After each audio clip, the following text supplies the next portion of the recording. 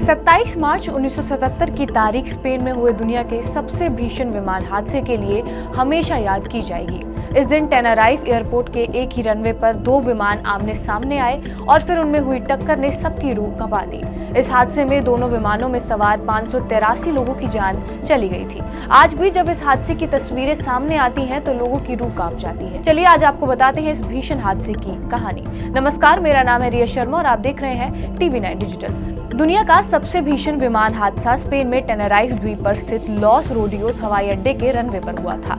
खुद एयरलाइन के इतिहास में ये सबसे विनाशकारी हादसे के रूप में दर्ज है। यहाँ पर जिन दो विमानों में टक्कर हुई थी उनमें से एक उड़ान संख्या थी KLM फ्लाइट 4805 और दूसरी थी पैन AM अमेरिकी फ्लाइट 1736।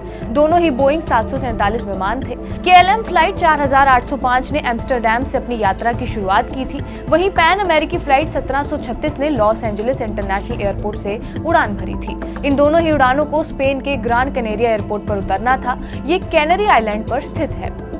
दोनों विमानों को जिस ग्रान कैनेरिया एयरपोर्ट पर उतरना था वहां पर पैसेंजर एरिया में एक छोटा सा ब्लास्ट हो गया था। इसके कारण वहां अफरा तफरी मच गई थी और एयरपोर्ट को बंद कर ट्रैफिक डाइवर्ट कर दिया गया था। वहां के ज्यादातर विमानों को टेनराइफ भेजा गया था, जहां पर एक ही शक्ति एयर ट्रैफिक कंट्रोल कर रही थी।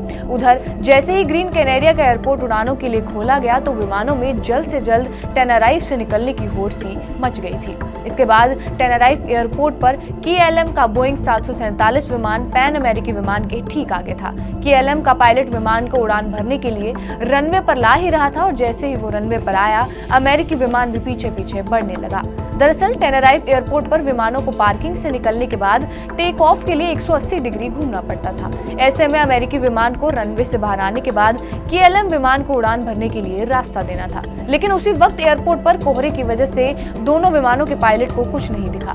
बताया जाता है कि अमेरिकी विमान रनवे पर आया तब विजिबिलिटी करीब 500 मीटर ही थी। ये बाद में घट गई और 100 मीटर से भी कम दूरी तक ही दिखाई पड़ रही थी।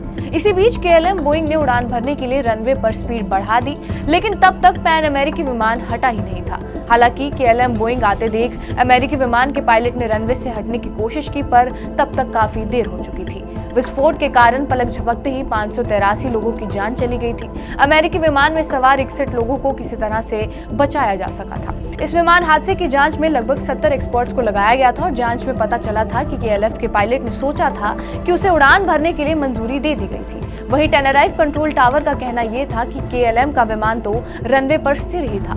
असली गलती इसी को मानी गई थी कि दोनों में ठीक से संचार ही नहीं हो सका और उसी वजह से ये हादसा हो गया। इस घटना के बाद अंतर्राष्ट्रीय एयरपोर्ट के लिए नए नियम बनाए गए थे। क्योंकि हादसे का सबसे बड़ा कारण कम्युनिकेशन गैप था, इसलिए ये तय हुआ था कि जब तक वास्तविक टेक ऑफ ना हो तब तक इस शब्द का इस्तेमाल ही नहीं किया जाए। पायलट के साथ कम्युनिकेशन के लिए डिपार्चर शब्द बोला जाएगा। इसके अलावा क्रू रिसोर्स मैनेजमेंट शुरू किया गया, जिससे एयर ट्रैफिक कंट्रोल और फ्लाइट क्रू के बीच कम्युनिकेशन में सुधार लाया गया और उनके बीच की भाषा का एक मानक तय कर दिया गया था। बहरहाल आपका इस हादसे की वीडियो पर क्या कुछ कहना है, हमें कमेंट बॉक्स में जरूर बताएं। बाकी देश और दुनिया की तमाम बड़ी खबरों के लिए बने रहिए हमारे साथ TV9 डिजिटल पर।